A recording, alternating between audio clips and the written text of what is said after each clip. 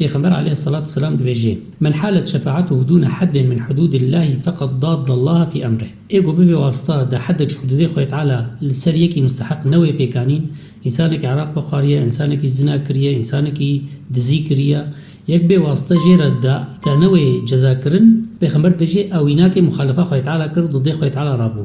ومن خاصم في باطل وهو يعلم لم يزل في سخط الله حتى ينزع. وچی کسی مناقشه و مجادله باطل دد کی او زانه باطله د غضب خو تعالی ددمنه حتى درجه برده. ومن قال في مؤمن ما ليس فيه حبس في ردغة الخبال حتى يأتي بالمخرج مما قال. چی کسی به بختیه لیکی مؤمن بکه یانجه تشتكي تحققي ده بيجي جو او تشتدينا جو او صفات تدنينا خو تعالى ويتحبسين ردغة الخبال ده حتى درجه برده. وردغة الخبال عذابا لا شيء اهل جهنم خو تعالى ما مسترينه. خو تعالى بهر صفات دوري مكه منكج طرفداري ظالمه ومنكج اهل باطل ومنكج ببختار.